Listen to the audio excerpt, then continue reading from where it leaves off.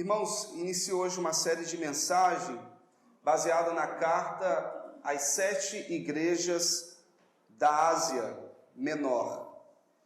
Jesus manda 7 cartas intituladas as 7 mensagens para as igrejas da Ásia Menor. O tema da mensagem de hoje é a igreja de Éfeso, onde existe esse símbolo aí da menorá e das 7 lâmpadas, das 7 velas que simbolizam a vida de Jesus na sua igreja. A igreja ela não tem luz própria, ela não tem missão própria.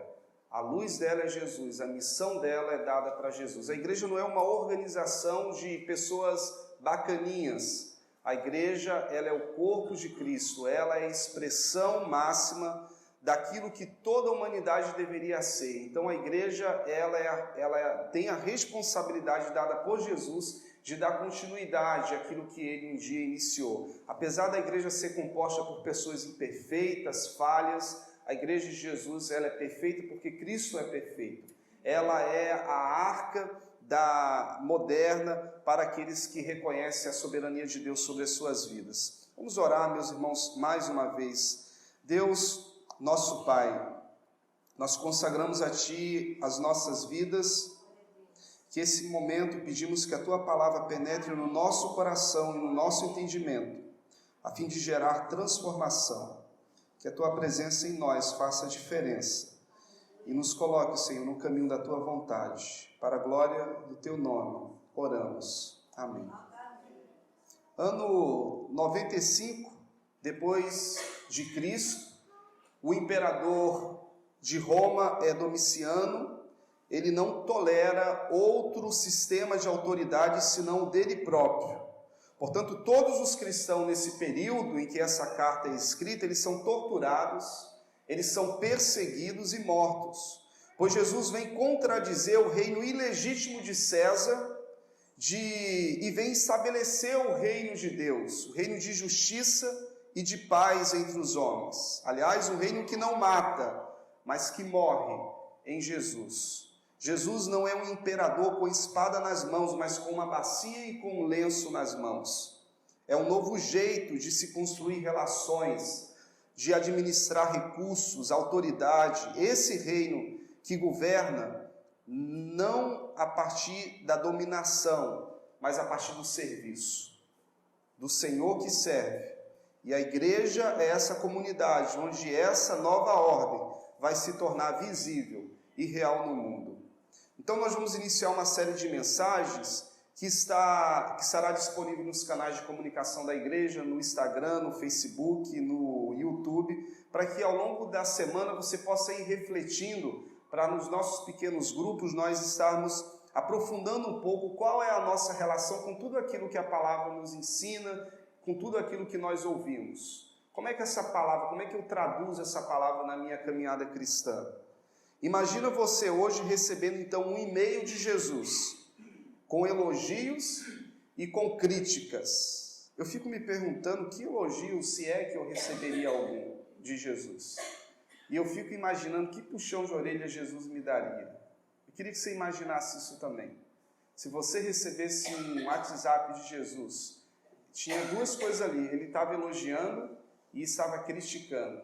Quais seriam essas críticas e quais seriam esses elogios? É isso que ele faz com 7 igrejas, que significa 7 períodos da igreja ao longo da história, e que a gente pode traduzir para a gente os períodos da nossa vida cristã.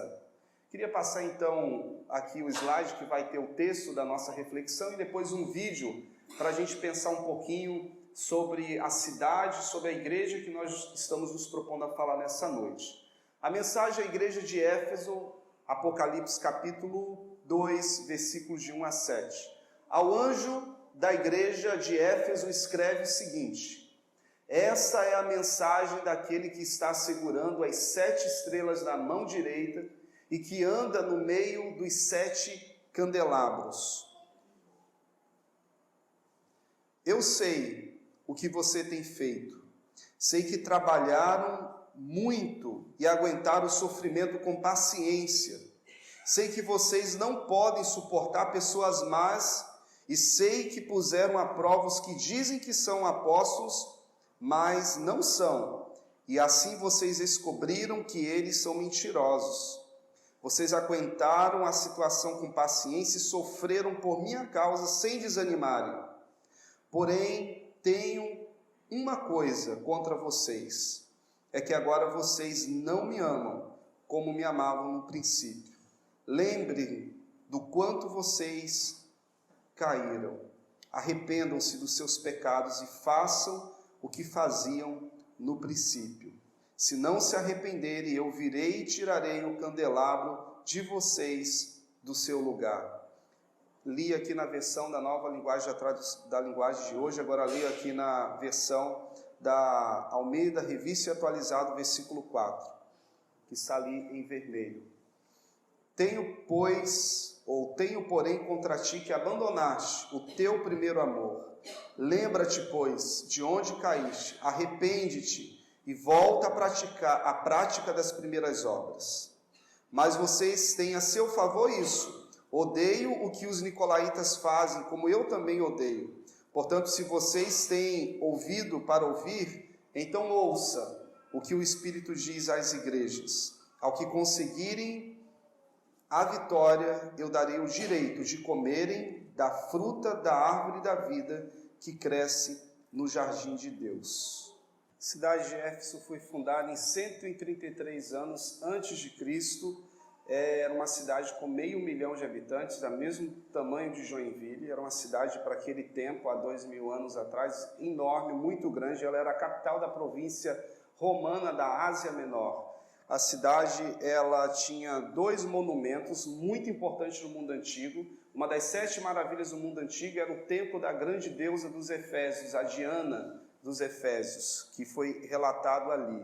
A igreja, ela foi fundada ali mais ou menos no ano 58, 65 por Áquila, Priscila e por Paulo apóstolo.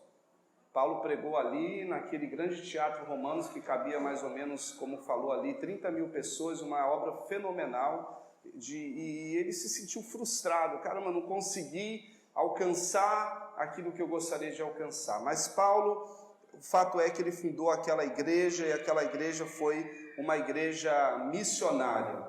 A igreja de Éfeso, ela teve como pastor Paulo, depois Timóteo, e aí Timóteo recebe essa carta aqui. João também, lá no ano 95, ele se tornou pastor da igreja, e João e Maria eram os membros ilustres dessa igreja de Éfeso. Muito bem, a gente recebe então essa mensagem do próprio Jesus, dada a João na revelação do Apocalipse, e as cartas imaginárias dessas igrejas da Ásia, elas são contemporâneas para a gente também. Por quê? Porque trata-se de todos os problemas da igreja, da nossa inclusive. São 7 as cartas para indicar que se referem a todas as igrejas cristãs. O emissário é o próprio Jesus, o endereçado é a igreja que representa, aqui representada pela sua liderança espiritual. Aquele que conserva na mão direita a igreja, as 7 estrelas, isso é, os seus líderes, e a sua menorá, os seus membros. Ele fala, meus irmãos, de uma série de elogios dessas igrejas. Jesus é assim, ele consegue ver coisa boa na gente. E ele as evidencia. Ele aprova o trabalho da igreja, conforme o versículo 2, o labor da igreja. A palavra do Senhor diz que no Senhor a nossa obra, o nosso trabalho não é vão, quando feito no Senhor. Éfeso era uma igreja que trabalhava. Ele aprovava as ações de cada um em favor da comunidade, visando o bem-estar dos crentes e também dos não crentes. Como foi bom ver tanta gente envolvida nas atividades mais diversas que a igreja fez esse ano, na construção desse templo, nas ações sociais voltadas para a comunidade. Se a carta ela fosse dirigida a você, Jesus começaria elogiando o seu trabalho? Cada um de nós sabe a resposta. Nós precisamos considerar ser um privilégio trabalhar para o Senhor. não é um peso, não é um fardo o que fazemos para o Senhor. Como disse e repito, se feito no Senhor, o nosso trabalho não será em vão. Jesus está vendo você quando você trabalha. Você resmunga, você reclama, você acha que o outro está fazendo aquilo. Jesus olha para a igreja de Éfeso, ele vê uma igreja trabalhadora, uma igreja que tem labor, uma igreja que sofre pelo trabalho que faz, mas não é uma igreja que reclama, é uma igreja perseverante. Ele aprova a perseverança da igreja, ele aprova nossa clareza de convicções e a nossa disposição de pagar o preço para sustentar essas convicções. Ele aprova a nossa persistência no amor a Deus, que se manifesta na competência para suportar as provas, mesmo as mais duras, desse amor, sem desânimo. Quantos desanimam, meus irmãos, por uma questão teológica não resolvidas, por um desentendimento entre irmãos, por uma vontade não atendida, por uma maledicência sempre indesejada, por uma visita não recebida, por uma palavra de agradecimento não dada. Há muitas pessoas que desanimam, que perdem a perseverança, que não fazem mais o que faziam com vigor. Nós precisamos ser fiéis a Deus, apesar de nós mesmos e de nossos irmãos. Essa igreja sofria, mas não era inconstante, era perseverante e trabalhadora. Você é o tipo de crente que dá trabalho ou é um crente trabalhador? Ou pior, indiferente? Eu não incomodo ninguém ali na igreja. Venho, assisto meu culto, vou para casa, não trabalho, mas também não dou trabalho. É pior. É o que nós vamos ver numa outra igreja, que Jesus repreende a igreja, dizendo que ela era indiferente, ela era fria, ela não era nem fria e nem era quente. Ninguém gosta de tomar café frio, morno. Ou você toma quente ou não toma. Ninguém gosta de tomar uma água morninha, principalmente num calor desse. Ou você toma água fria, ou se vai tomar ela quente, tem que ser com chá. Então, no reino de Deus, não há espaço para neutralidade. Você é frio ou quente, ou você é ou não é. Jesus falou: estou a ponto de vomitar da minha boca aqueles que não são nenhuma coisa nem outra. Mas isso aí é numa outra carta que nós leremos. O que nós percebemos de elogio que Jesus percebe na igreja de Éfeso é uma igreja perseverante. E ele aprova a fidelidade teológica da igreja também. Fidelidade, meus irmãos, é pôr à prova, ouvir e conferir tudo o que se diz em nome de Deus, se isto provém mesmo de Deus. Numa época de tantas ofertas de bens simbólicos, igreja para todos os gostos, programas e para todos os deleites, essa era a virtude da igreja de Éfeso, ela não se deixava contaminar teologicamente. Hoje a gente vê um monte de igrejas como verdadeiros comércios da fé, igrejas que perdeu a sua essência de igreja. A igreja de Éfeso não seria enganada por esse tipo de apóstolos, profetas, como queiram dizer, esses profissionais da fé. A igreja de Éfeso era uma igreja doutrinária, uma igreja que era fiel a Jesus. Ela colocava à prova todos aqueles que iam em nome de Deus, e elas iam conferir se era aquilo que Deus mesmo estava falando nas Escrituras. Era tipo a igreja bereana. Esse cara está pregando, está tirando isso da cabeça dele ou da Bíblia Sagrada? A igreja de Éfeso era uma igreja fiel, ela era aprovada na fidelidade teológica. E por ser assim fiel, a igreja de Éfeso, e a nossa assim deve proceder também, pode resistir aos nicolaítas, seguidores de Nicolau de Antioquia. Pouco sabemos sobre essa heresia do primeiro século cristão. O mais comum é lhe atribuir o ensino do libertinismo. É a crença de que o corpo e a alma, elas não se comunicam. Então, aquilo que uma pessoa fizer no plano corpóreo, a imoralidade, a prostituição, etc., não tem significado espiritual. Não, você pode fazer do seu corpo o que você quiser. Não, você pode... Não, a igreja de Éfeso, ela não aceitava as doutrinas de imoralidade dos nicolaítas. Era comum ter ali o templo, a religião e o sexo estavam muito atrelados em algumas culturas religiosas, que as pessoas iam ter prazer religioso e sexual, e falava, nada a ver, você pode seguir a Cristo, mas pode seguir a Diana também, para quê? Quanto mais deuses, melhor. Não, a igreja de Éfeso, ela entendia que a carne é carne, o espírito, ele precisa ser trabalhado para viver submisso não à vontade da carne, mas à vontade de Deus. A igreja de Éfeso não tolerava aquilo que Jesus não tolerava. A igreja de Éfeso não era a igreja do nada a ver, era uma igreja fiel, era uma igreja que vivia sem máscara, não era uma igreja que vivia vida dupla, era uma igreja fiel a Jesus. E essa doutrina dos nicolaítas não resiste à verdade bíblica. A atitude da igreja de Éfeso foi refutar os nicolaítas e Jesus elogia eles, indicando como deve ser também o nosso comportamento diante do erro, seja ele que natureza for, ou de qual comum for. Todo mundo faz, e daí que todo mundo faz? Nós somos seguidores de Jesus de Nazaré, Jesus reprova isso, nós não vamos fazer. Essa era a igreja de Éfeso, uma igreja fiel, não ao modismo do momento, uma igreja que era fiel a Jesus de Nazaré. A igreja se posicionava contra o pecado. A gente vive uma geração de crente Nutella, já viu falar isso? De crente fake. Os crentes têm relacionamento com Deus só no templo, no domingo, e depois esquece a Bíblia durante a semana, não ora, é desonesto no trabalho, xinga no trânsito. As pessoas vivem um cristianismo fake, vivem de máscaras.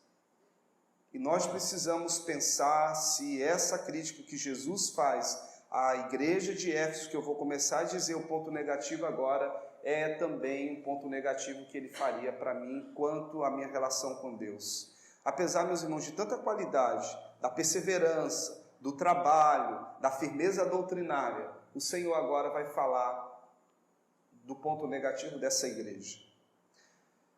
A igreja tinha um problema. Éfeso não era uma igreja perfeita. Irmãos, não existe esse negócio de igreja perfeita. Igreja é feita de gente pecadora, de gente falha. Jesus não tem ilusão de que nós vamos acertar sempre, mas ele espera de nós obediência incondicional. A questão não é nunca pecar, mas nunca perder a capacidade de se arrepender e de viver o evangelho da renúncia, da porta estreita, do tomar a cruz e seguir a Jesus. Eu não sou perfeito, você também não é. Obviamente nós vamos nos machucar, por isso que Jesus ensina a perdoar. Nós vamos ver o irmão passando necessidade, por isso que Jesus ensina a repartir o pão. Nós vamos ver várias questões que Jesus já ensina, ele já espera e nos dá a diretriz de como devemos agir. O irmão olhou de cara feia para mim na igreja, não vou mais na igreja. A pessoa te olha de cara feia em casa, teu marido, tua esposa, teu filho. No trabalho você briga, tem uma discussão, um colega que você não se dá muito bem. Na escola também tem uns coleguinhas lá que você também não gosta. Não vou mais para a escola não gostei como esse professor me olhou. Hein, Carlos? É assim, Larissa? Não, vai ter que aguentar o professor lá. Coleguinha do lado. Às vezes eu aparto as brigas lá dos meus alunos. Eu falei, para que você vai brigar, cara? Você vai ficar convivendo, olhando para a carinha do seu colega todo santo dia, até o 9º ano, 4 horas por dia. Então, se dá bem com o seu colega. Não, mas vocês vão passar pela mesma porta, e quando tiver um trabalho em duplo. Então, a gente tem que perdoar, a gente não tem escolha. Para conviver bem, tem que perdoar. Então, eu fico imaginando a igreja recebendo aquela carta pela boca do seu pastor, provavelmente era Timóteo ou João, e aí ouviu tudo de bom, os pontos positivos da igreja de Éfeso. Agora, segura aí, galera, olha o que Jesus tem de observação sobre pontos negativos da igreja. Precisamos ser lembrados, meus irmãos, que não somos perfeitos, e Éfeso tinha abandonado o seu primeiro amor. Abandono. Abandono é uma atitude nem sempre deliberada, podendo se constituir numa prática em gotas, devagarinho, até que você abandonou e não sabe como. Ninguém, por exemplo, abandona deliberadamente a leitura da Bíblia, mas vai abandonando aos poucos, até se transformar num abandono de fato. Ninguém abandona a prática da oração, mas vai abandonando, vai deixando de orar, até que esse abandono se concretize. O abandono é fruto da autossuficiência e da capacidade humana de olhar apenas para si. Eles jamais se abandonam, mas se dedicam tanto para si mesmo. Isso é, o abandono é a dedicação completa para si. O abandono é desdenho, é desprezo. No caso de Éfeso, no entanto, a igreja não tinha consciência desse abandono, e esse era o seu mal. Se tivesse consciência, se tivermos também consciência, mudaríamos a nossa perspectiva de vida. O que você tem abandonado? Os seus velhos, os seus filhos, o seu Deus, a sua igreja, a sua vocação, o seu chamado. Você diz não, mas não os tem abandonado na prática. O discurso é uma coisa, mas a prática é outra. O abandono por parte de Éfeso tinha outra faceta. A igreja fazia tudo para Deus, mas não tinha real interesse. Não tinha um coração naquilo que fazia por Deus. Fazia por costume, fazia por cultura, por aquilo que chamamos de religião. A igreja se esfriou, perdeu o vigor, o propósito. Muito se tem dito a respeito do significado dessa expressão, que o texto não esclarece, o primeiro amor. Fica-nos claro, no entanto, que a igreja de Éfeso não estava mais em lua de mel com Jesus Cristo. A motivação de suas vitórias, ações, não era mais o seu Senhor. Jesus era uma lembrança distante que lhe tinha impulsionado para a vida, mas não lhe sustentava mais a vida. Eles faziam para Jesus, mas não se lembravam mais disso. Eles não sabiam por que faziam. Sua experiência pode ser comparada a uma teologia teísta, daquela que o grande filósofo Aristóteles vai dizer que Deus deu uma corda no relógio e deixou o mundo aí por conta própria, com as suas rotinas, com seus costumes, e ele não interfere mais. Não acontece com muitos de nós isso também? O ativismo toma conta do nosso dia a dia, o que fazemos por Deus, as nossas técnicas. Para que o Espírito Santo, para que orar se nós fazemos tão bem há tanto tempo? A igreja de Éfeso havia se perdido. Queria que você tivesse com o seu coração e a sua mente bem conectado nessa palavra, porque essa é uma crítica de Jesus a nós. Exemplo da história dos rabinos que estavam debatendo sobre se Deus existia ou não, e depois de tanto debater, eles chegaram a uma conclusão: Deus não existe. Deus é fruto do construto da mente humana. Em outras palavras, como diz Freud, não foi Deus quem fez o homem, foi o homem quem inventou Deus. E aqueles rabinos, depois de conversar e definir, olha, realmente Deus não existe. E aí de manhã cedo um rabino, ele acorda e, como todo rabino tem um costume, ele vai orar de manhã. E aí o outro rabino orando, vendo aquilo, falou: mas por que tu está orando, cara? A gente não concluiu ontem que Deus não existe, por que você está orando? E ele falou assim: o que Deus tem a ver com esse momento de oração? Ou seja, nós nos pegamos orando para nós mesmos por costume, por religião, por mania, ou seja lá o nome que a gente queira dar a isso. Quando se perde o primeiro amor, se perde tudo. Nós ficamos oco. As nossas músicas não são louvores, são apenas melodias. A nossa pregação é apenas poemas. Então nós precisamos cuidar de não perder o nosso amor, a essência do cristianismo é amor. Se a gente perde isso, a gente perde tudo. Se torna uma massa dura, estática, inflexível. Já viu massinha? Minha filha tem um monte. Aí está brincando e de repente já deixa cair na cama. Ou debaixo da cama. Eu vou pegar daquela pedra dura. O que a gente faz com uma massinha dura? Joga fora, ela já está moldada, ela já está endurecida. O que a gente faz com uma massinha mole? A gente amassa do jeito que a gente quer. Nós somos uma massa dura nas mãos de Deus ou somos uma massa flexível? Suas atitudes não visavam mais adorar o Senhor da vida. As ações da igreja de Éfeso não pretendia mais servir ao próximo, não havia mais intimidade com Jesus, não havia mais proximidade entre eles, mas eram crentes zelosos, trabalhadores, bons religiosos. Eles perderam o prazer de fazer com o coração. Os membros de Éfeso tinham perdido a alegria de serem cristãos. Sua vida se tornara uma rotina, no sentido negativo de algo mecânico, automático, impensado. Eles perderam a capacidade de amar uns aos outros, porque tinham perdido a percepção do amor de Jesus por eles. Então não é mais igreja, é um clube social, é um ajuntamento de pessoas. Quando a igreja perde o amor, ela perde o sentido de ser igreja. E essa é a crítica dura que Jesus faz para a igreja de Éfeso. Vocês perderam o primeiro amor. Vocês perderam o motivo pelo qual vocês existem. Qual é o motivo da igreja? Amar a Deus sobre todas as coisas e o teu próximo, como a ti mesmo. Vocês fazem um trabalho bonito, mas é só um trabalho. Eles perderam a capacidade de amar uns aos outros porque tinham perdido a percepção do amor de Jesus. Eles perderam, como ensina Heinz Stittman, a perspectiva sadia acerca de si mesmos, ao perderem a noção de que o centro de sua missão era Jesus Cristo. Só Jesus os mantém motivados, meus irmãos, para amar o outro como Ele quer que nós amemos. Só ligados em Jesus nós somos motivados a perdoar quando somos ofendidos.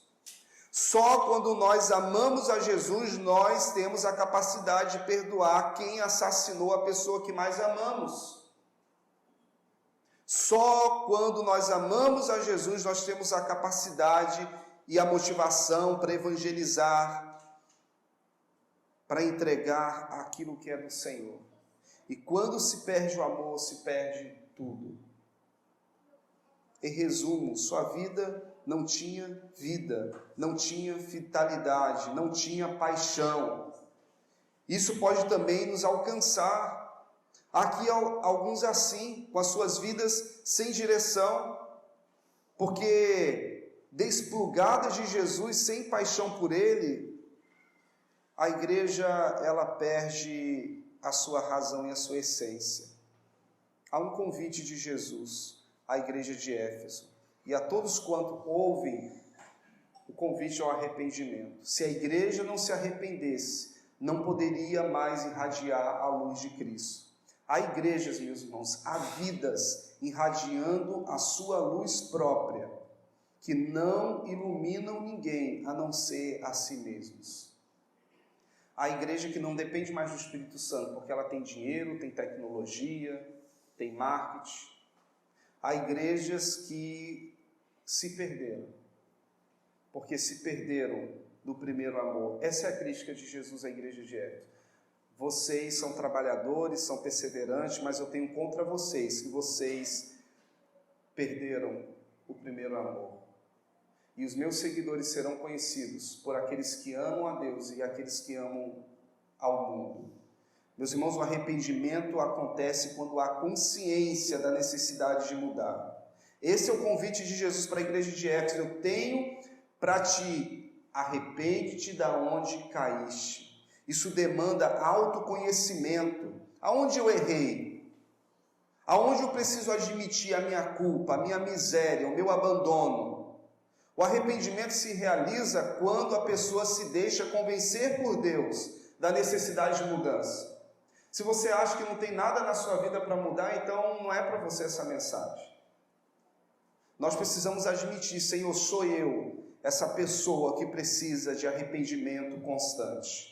Eu que me afastei do Senhor, eu que deixei o amor esfriar.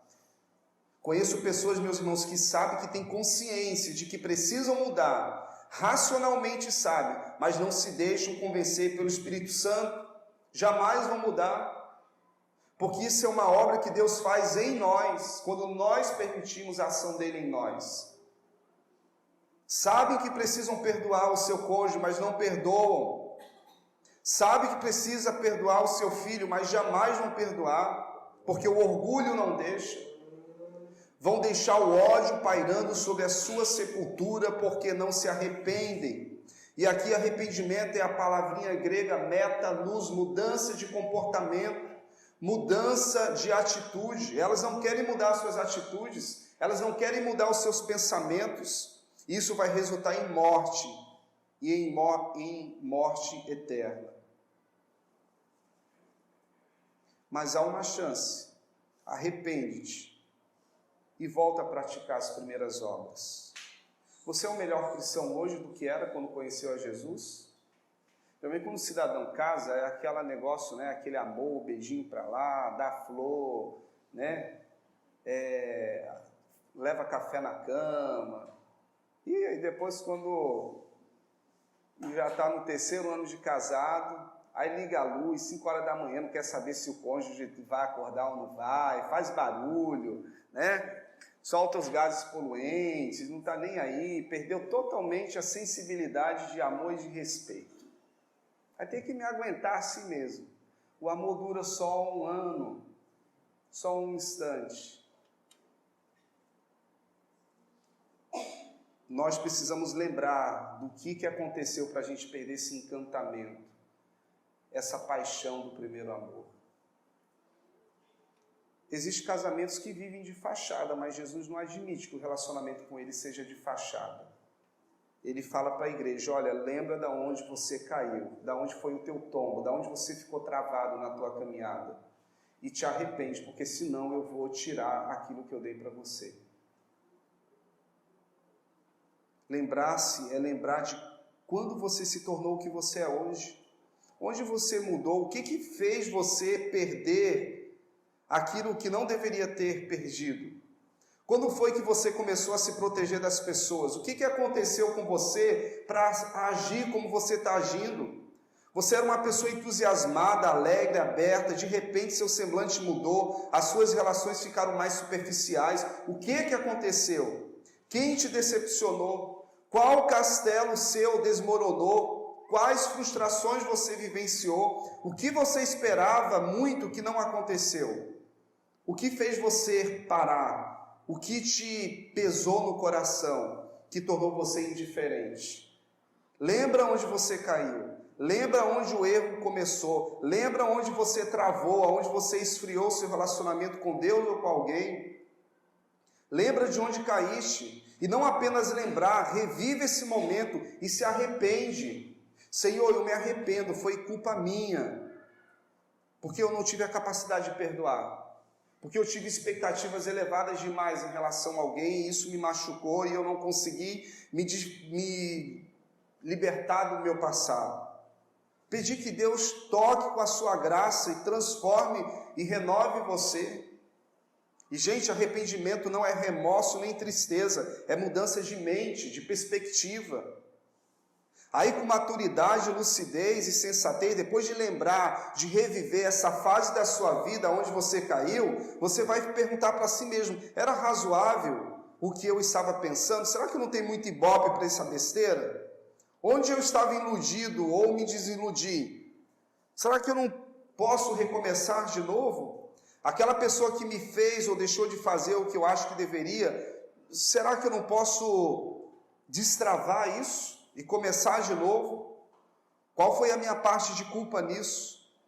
Então eu vou abandonar lá a minha culpa e o meu vitimismo e vou avançar olhando para frente, para o alto, para Cristo, de onde vem o meu refrigério e a minha motivação para seguir em frente, não mais preso ao passado, à culpa e ao remorso, mas viver uma nova história que Deus tem para todos aqueles que se arrependem verdadeiramente. Por que a gente perde a ternura e a capacidade de lutar, de perdoar e de seguir em frente como irmãos,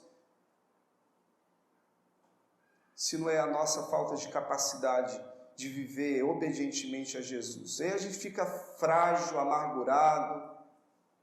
É preciso se lembrar do porquê tudo isso aconteceu e se arrepender. Talvez perdoar, talvez ser perdoado, se libertar de um fardo que não era seu e você tomou para si. E voltar a praticar as coisas do começo. Parou de orar? Volte a orar.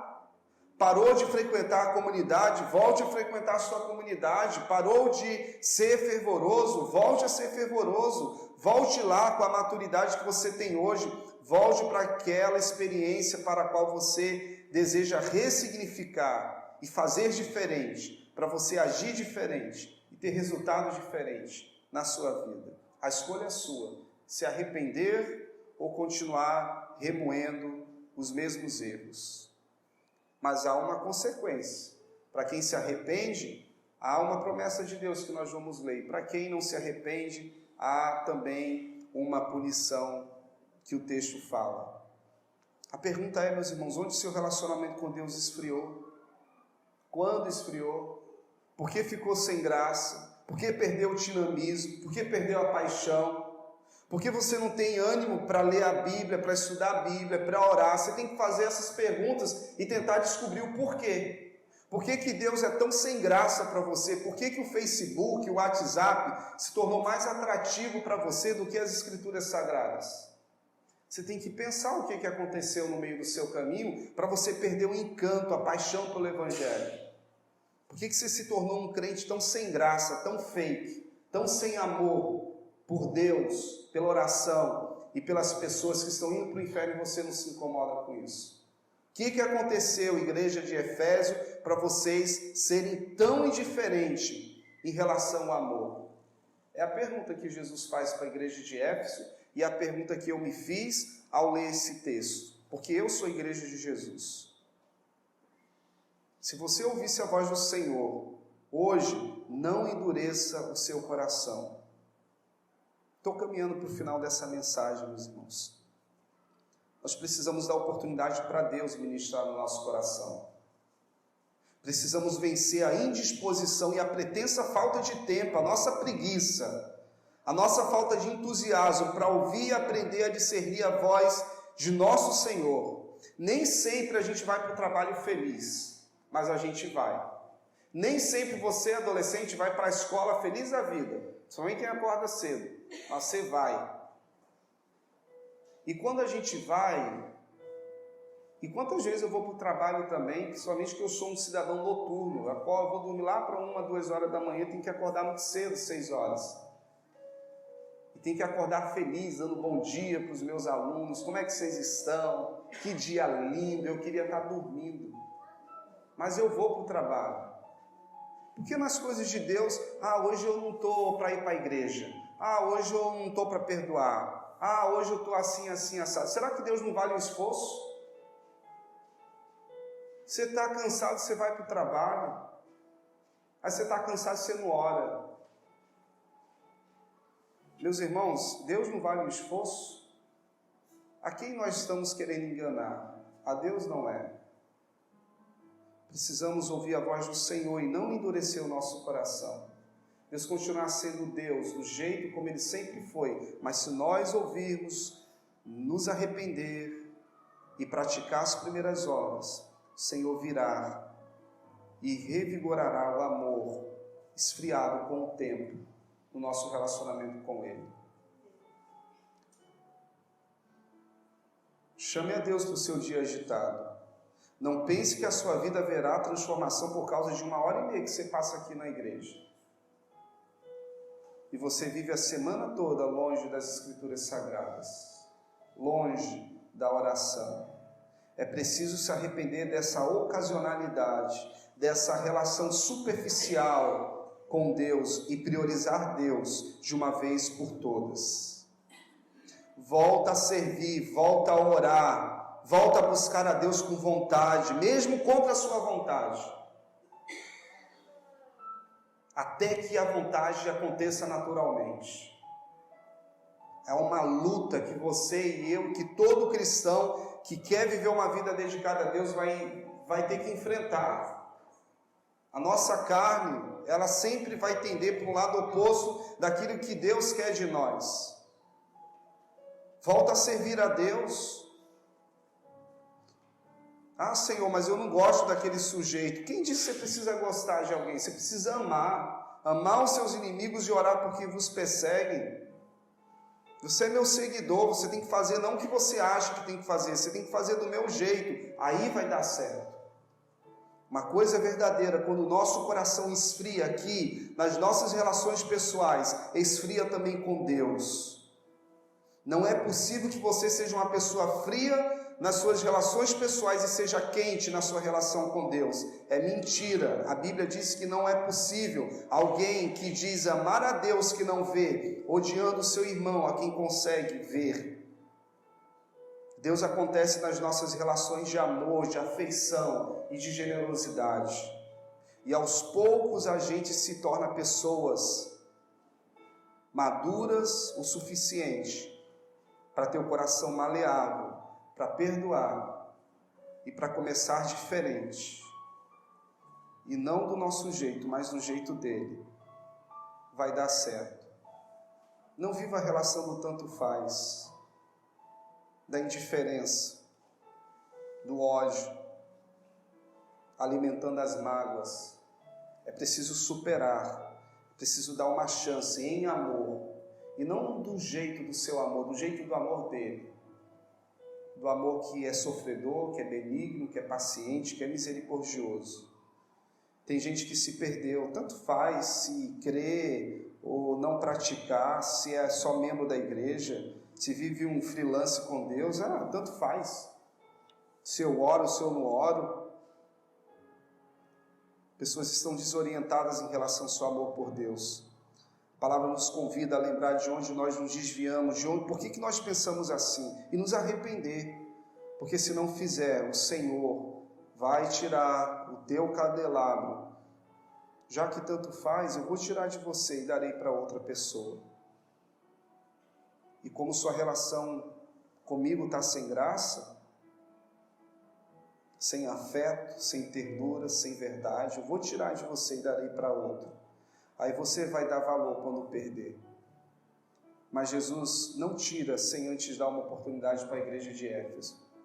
Agora, se vocês ouvirem e se arrepender, eu deixarei você comer da árvore da vida, da árvore que Adão negou. E as suas folhas trazem cura para as nações. Se você quer ser curado, liberto das suas feridas, das suas mágoas, das suas decepções, Deus pode fazer nessa hora. Queria que você orasse e falasse com Deus, aonde você precisa de um conserto na tua vida com o Senhor. Não é pela tua força, pela tua capacidade que você vai conseguir. Desiste disso. Reconheça, Senhor, eu preciso do Senhor. O meu amor tem sido insuficiente para viver tudo aquilo que eu gostaria de viver. Eu preciso do teu amor implantado em mim. Eu preciso da tua graça tocando o meu entendimento. Faça um inventário de suas disposições, de suas atitudes, que merecem elogio e aquelas que merecem ser criticadas por Jesus. É Jesus quem nos julga. Mas podemos fazer uma autoavaliação. Voltar a amar com a mesma intensidade que nós amávamos no início. Seja no seu relacionamento conjugal, no seu relacionamento com seus filhos, com seus pais. Não deixe que a tristeza, a decepção e a mágoa, e a angústia e a indiferença derrote você. Você é maior do que isso. Em nome de Jesus, volte ao primeiro amor. Jesus é o teu primeiro amor. Faça o que Jesus mandou, esteja de bem com Deus e com as pessoas. Esse é o convite de Jesus para a sua igreja. De gente que não se perde, que não se endurece, que não se acovarda, mas que aceita a convocação de vida abundante que Jesus tem. Faça um pacto com Deus nessa noite. Não deixe para amanhã.